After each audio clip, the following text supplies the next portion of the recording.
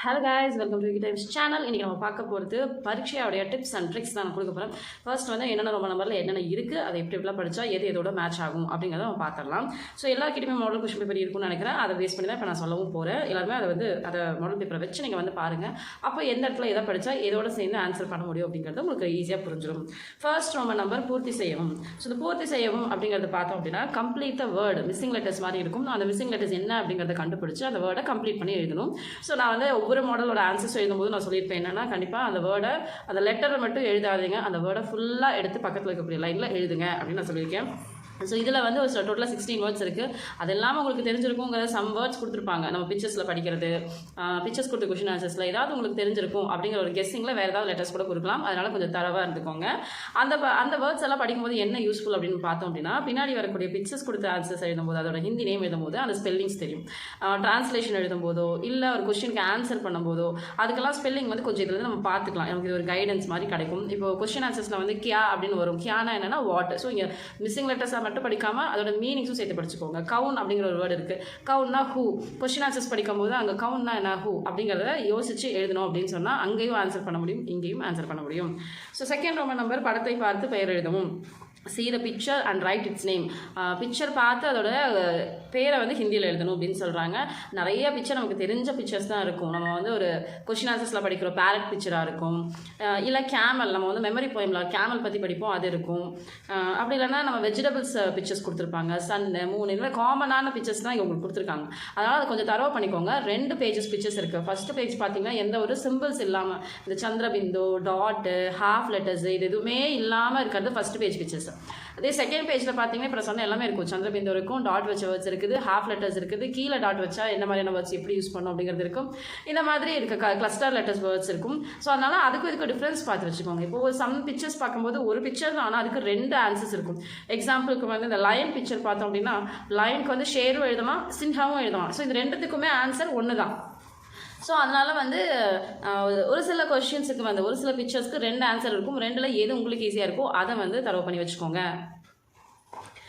So கண்டிப்பாக pictures 10 கொடுத்துருக்காங்க அப்படின்னு சொன்னால் ஒரு 5 வந்து ஃபஸ்ட் பேஜ்லேருந்து வரும், இன்னொரு 5 வந்து செகண்ட் பேஜ்லேருந்து வரும். ஸோ அதனால் 2மே தரவு பண்ணிக்கணும். இப்போ ரெகுலராக இப்போ மாடல் கொஷின் பேப்பர்ஸ்லாம் இருக்குங்க, அதில் ரிப்பீட்டடாக என்ன வந்திருக்குங்கிறத ஒரு கிளான்ஸ் நம்ம பார்த்துக்கலாம். அடுத்தது படத்தை பார்த்து பெயர் எழுதவும். இப்போ ஃபார் எக்ஸாம்பிள் வந்து அந்த பிக்சர்ஸ்க்கு என்ன சொல்லணும்னா உங்களையா பிக்சர்ஸ், ஃபிங்கர்ஸ் பிக்சர்ஸ் வரும். அந்த ஃபிங்கர் பிக்சருக்கு உங்களையாங்கிறது கரெக்டாக ஸ்பெல்லிங் படிச்சுக்கோங்க. அப்படி படிச்சிட்டிங்கன்னா தான் பின்னாடி வந்து கொஷின் ஆன்சர்ஸில் அந்த உங்களையாங்கிறது கேட்டிருப்பாங்க. ஸோ இங்கேயும் அங்கேயும் கனெக்ட் ஆகும். ஒரு இடத்துல நம்ம படிக்கிறது அதே கொஷின் பேப்பரில் வேறொரு இடத்துல கனெக்ட் ஆகிறதுக்கு நிறைய சான்சஸ் இருக்குது. நிறைய இடத்துல ஒரு இடத்துல நம்ம வந்து மீனிங்ஸாக எழுதியிருப்போம், அது வந்து டிரான்ஸ்லேஷனில் கேட்டிருப்பாங்க. அதனால் வந்து எது படித்தாலும் கரெக்டாக படிச்சுக்கோங்க. ஒவ்வொரு வேர்ட்ஸுமே கரெக்டாக படிச்சுக்கோங்க. ஏன்னா ஒரு இடத்துல நம்ம எழுதுகிற ஆன்சர் இன்னொரு இடத்துல யூஸ் ஆகும். அதே மாதிரி கொஷின் பேப்பரில் ஆன்சர் எழுதும்போது டவுட்டாக இருந்துச்சுன்னா எழுதாதீங்க. சம்டைம்ஸ் வந்து அதோட ஆன்சர் கொஷின் பேப்பர்லேருந்து நம்ம எடுக்கிற மாதிரி இருக்கும். பின்னாடி ஏதாவது கொஷின் ஆன்சர்ஸில் இப்போ உங்களையா பிக்சரே கொடுத்துருக்காங்க, உங்களையா ஸ்பெல்லிங் கொஞ்சம் டவுட்டாக இருக்குன்னா பின்னாடி கொஷின் அண்ட் ஆன்சர்ஸ் அந்த ரோமன் நம்பரில் உங்கள் என்ன ஹாத் மேக் இத்தனே உங்களையாக அப்படி கொடுத்துருந்தாங்கன்னா அங்கேருந்து வெரிஃபை பண்ணி நம்ம எழுத முடியும். அந்த ஸ்பெல்லிங்கை பார்த்து நம்ம எழுதிக்கலாம். ஸோ அதனால் டவுட்டாக இருக்கிறதெல்லாம் விட்டுடுங்க, கான்ஃபிடென்ட்டாக இருக்கிறத ஃபஸ்ட்டு எழுதிடுங்க. கொஷின் பேப்பர் ஃபுல்லாக வேர்ட் பை வேர்ட் ரீட் பண்ணி பாருங்கள். சம்டைம்ஸ் கொஷின் பேப்பருக்குள்ளேயே ஆன்சர்ஸ் நிறைய ஒழிச்சு வச்சிருப்பாங்க, நம்ம தேடி கண்டுபிடிச்சிடலாம். அந்த மாதிரி இருக்கும். எப்படி ஒரு 5 to 10 மார்க்ஸ் வந்து கொஸ்டின் பேப்பருக்குள்ளேயே ஆன்சர் இருக்கிற மாதிரி இருக்கும். அதை நம்ம கண்டுபிடிக்க முடியும். அதனால் ஃபுல் கொஸ்டின் பேப்பரை தரவு படிச்சுடுங்க. ஃபுல்லாக படிச்சுட்டு தெரிஞ்சதுக்கு கான்ஃபிடென்ட்டாக இருக்கிறதுக்கு ஃபஸ்ட் ஆன்சர் எழுதிட்டு அதுக்கப்புறம் டவுட்ஸ் எல்லாமே நம்ம ஆன்சர் எழுதிக்கலாம். ஆப்ஷன்ஸே கிடையாது. நம்ம இந்த பரீட்சையை பொறுத்த வரைக்கும் ஆப்ஷன்ஸே இல்லை. ஃபஸ்ட் ரோமன் நம்பர்லேயும் ஆப்ஷன் கிடையாது, செகண்ட் ரோமன் நம்பர்லேயும் ஆப்ஷன் கிடையாது. இப்போ தேர்ட் ரோமன் நம்பர் அதுலேயுமே ஆப்ஷன் கிடையாது. எல்லா கொஷினுமே எழுதணும். தேர்ட் ரோமன் நம்பரில் நான் மெயினாக என்ன சொல்லுவேன்னா, இந்த தும்மன்னு ஸ்டார்ட் பண்ணுற கொஷின்ஸுக்கெல்லாம் மட்டும் கொஞ்சம் கான்சன்ட்ரேட் பண்ணுங்கள். ஏன் அப்படின்னா மற்றதெல்லாம் இப்போ காய் கியா கிஞ்சுதாங்க, கோடா கியா கிஞ்சுதாங்க அப்படின்னு சொன்னோன்னா அந்த குதிரை என்ன இழிக்கிறது, குதிரை வண்டி இழிக்கிறதுன்னு அப்படியே ஆன்சர் இருக்கும். ஆனால் தும் கிசுசே சுன்தேஹோ, நீ எதால் கேட்குற அப்படிங்கிற கொஷின் வரும்போது நம்ம என்ன பண்ணுவோம், திருப்பி ஆன்சர்லேயும் எல்லாரும் பண்ணுற மிஸ்டேக் என்ன அப்படின்னா தும் கானோசே சுன்தேஹோ அப்படின்னு எழுதணும். நீ எதாவது கேட்குற அப்படின்னு நான் கொஸ்டின் பண்ணும்போது நீங்கள் என்ன ஆன்சர் பண்ணுவீங்க, நார்மலாகவே யோசிச்சு பாருங்களேன். நான் காதால் கேட்குறேன் அப்படி தான் நம்ம ஆன்சர் பண்ணுவோம். நீ காதால் கேட்குறேன்னு அடுத்தவங்களே திருப்பி நம்ம சொல்ல மாட்டோம். ஸோ அதனால் அந்த மாதிரி வர கொஷின்ஸுக்கு கொஞ்சம் கான்சன்ட்ரேட் பண்ணுங்கள். தும் ஆரம்பிக்கிற கொஷின்ஸ். அதே மாதிரி தும்மில் வந்து ப்ரெசன்ட் டென்ஸ் கொஷினும் இருக்குது, ஃபியூச்சர் டென்ஸ் கொஷினும் இருக்குது. தும் கிசுசே ஜாவோகே, நீ எதால் போவ, அங்கே வந்து பார்த்தீங்கன்னா பஸ் இமேஜ் கொடுத்துருப்பாங்க.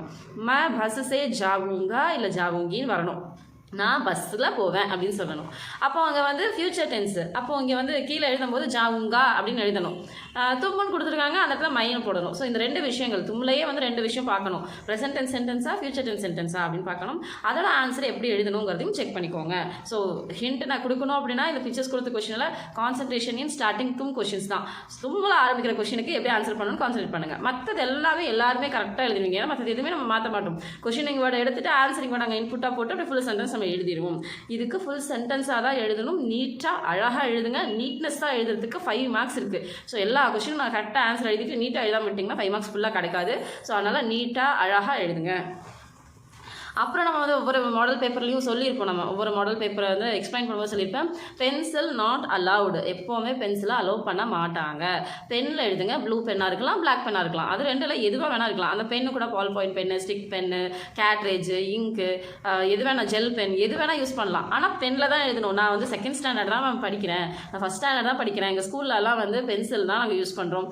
ஆனாலுமே நீங்கள் பெனில் தான் எழுதணும், பென்சிலில் எழுதக்கூடாது. இது ஸ்ட்ரிக்டாக சொல்லிட்டு இருக்காங்க. அதனால் எல்லா குழந்தைங்களும் கரெக்டாக பென் எடுத்துகிட்டு போய்க்கோங்க. உங்களோட கை வசதிக்கு எந்த பென் கரெக்டாக இருக்கோ அந்த பென் எடுத்துக்கோங்க. இப்போ நான் 2nd ஸ்டாண்டர்ட் குழந்தைக்கு பென்சில் பிடிக்கிறதே பெரிய கஷ்டம் தான். அவங்களுக்கு வந்து பெண்ணை எழுதணும்னு சொன்னோடனே ஒரு கேட்ரேஜ் பேர் பெரிய பெண்ணாக வாங்கி கொடுக்காங்க. சின்னதாக அந்த பென்சில் மாதிரியே இருக்கக்கூடிய பென் எடுத்துக்கோங்க, அதுலேயே எழுதுங்க. ஓகேங்களா? Next Roman number 4th Roman number. 4th வந்து எதிர்ச்சொல் எழுதுக. இந்த எதிர்ச்சொல் எழுதுக அப்படிங்கிறத மீனிங் வச்சு படிச்சுக்கோங்க. பிகாஸ் நான் ஏன் சொல்கிறேன்னா இந்த வேர்ட்ஸ் எல்லாமே நம்ம டிரான்ஸ்லேஷனில் படிப்போம்.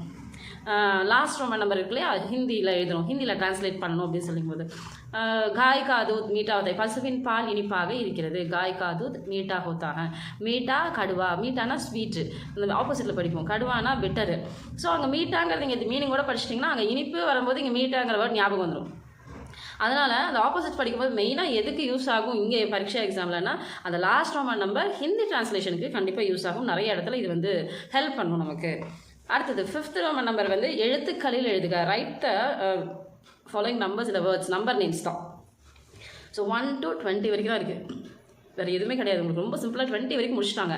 ஸோ அதனால் நம்ம என்ன பண்ணணும், 10 வரைக்கும் எல்லாருக்குமே ஈஸியாக தரவாயிடும். எல்லா இடத்துல நம்ம கேட்குறோம் படிக்கிறோம், 10 வரைக்கும் தரவாயிடும். இப்போ 11 to 20 அதை கொஞ்சம் கான்சன்ட்ரேட் பண்ணிக்கணும். இப்போ 11 to 20ல் சின்ன ஒரு ஹிண்ட் என்னென்னா லாஸ்ட்டில் பார்த்தீங்கன்னா ஹ அப்படின்னு முடியணும்.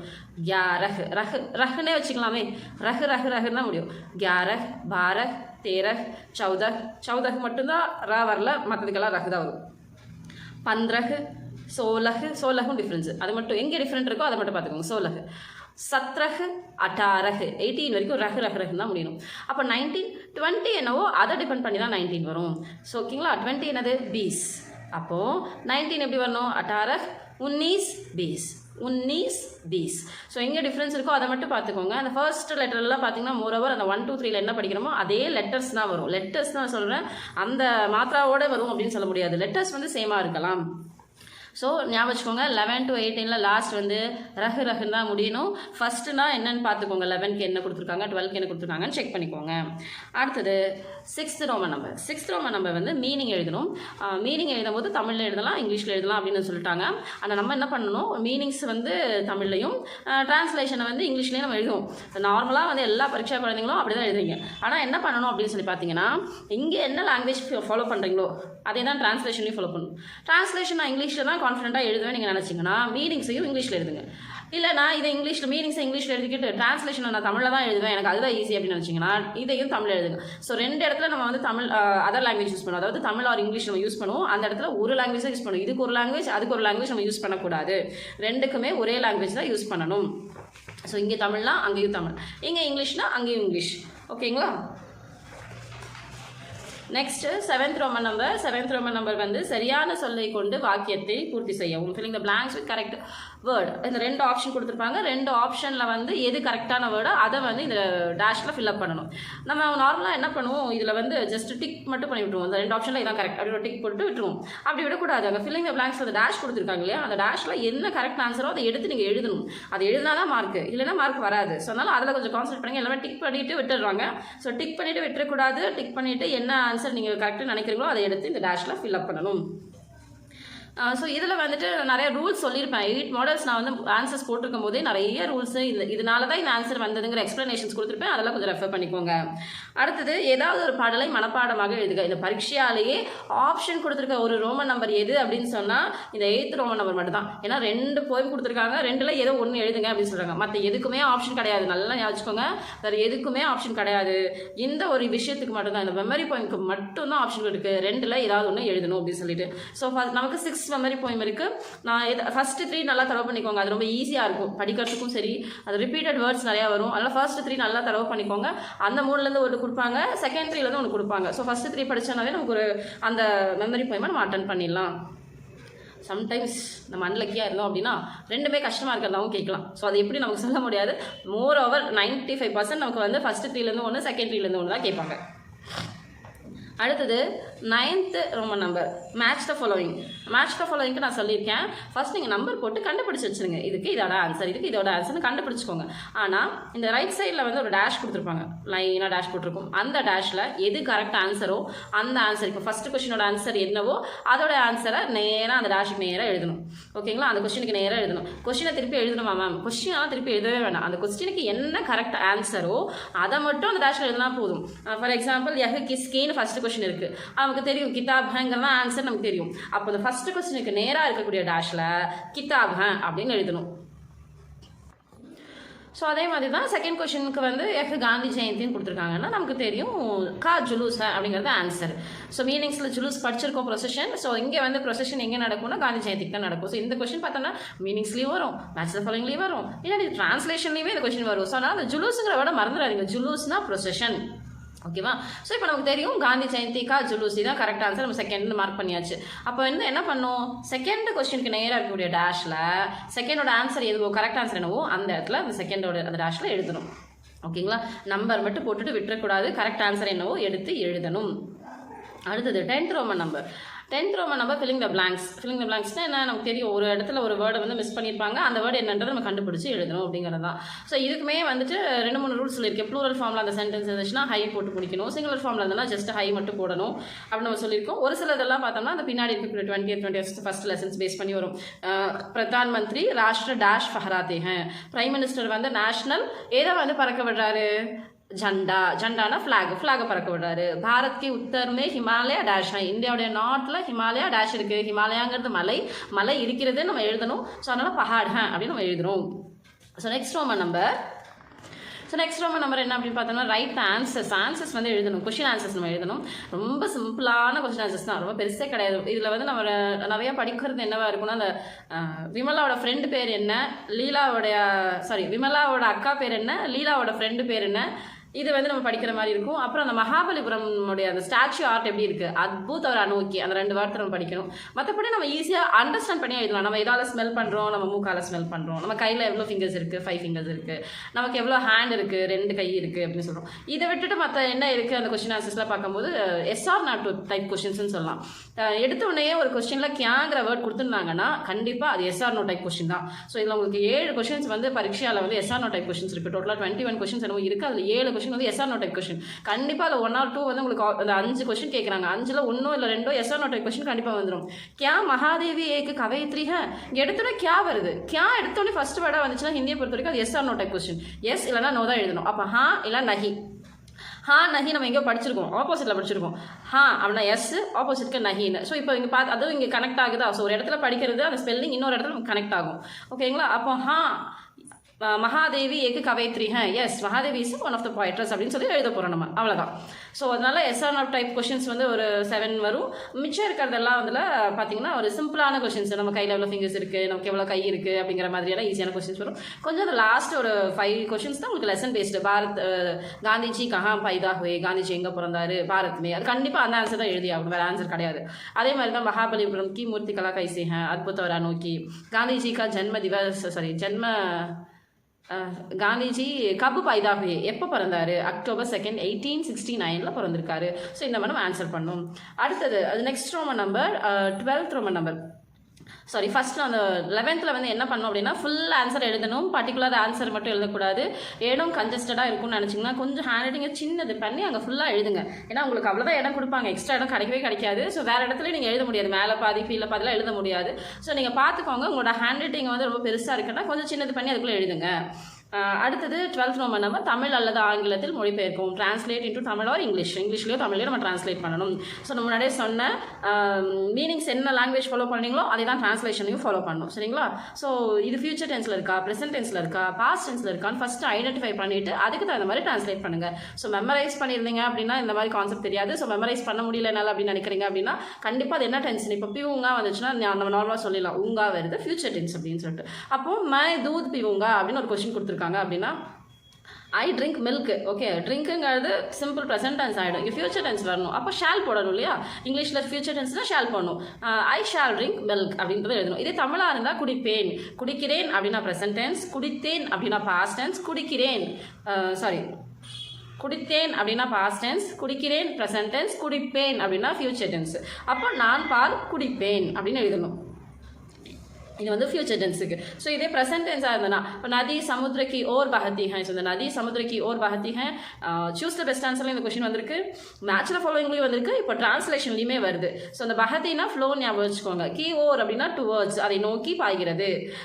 பஹத்தி ஃப்ளோ பாய்கிறது, கி ஓர் அப்படின்னா அதை நோக்கி, டுவர்ட்ஸ் அப்படின்றது அர்த்தம். அப்போ நதியா அப்படின்னா நதிகள், சமுத்திர கடலை, சமுத்திரத்தை, நதி சமுத்திரத்தை நோக்கி பாய்கிறது, ப்ரெசென்ட் டென்ஸ் பாய்கிறது. So river flow towards the ocean. Okay, இது சிம்பிளாக ப்ரெசென்ட் டென்ஸில் முடிஞ்சிருச்சு. ஸோ அதனால் என்ன டென்ஸில் இருக்குன்னு கண்டுபிடிச்சு அதுக்கு தகுந்த மாதிரி டிரான்ஸ்லேட் பண்ணுங்கள். அதே தான் வந்து 13th ரோமன் நம்பர் இருக்கும். டிரான்ஸ்லேட் இந்த ஹிந்திக்கும் சேம் தான்.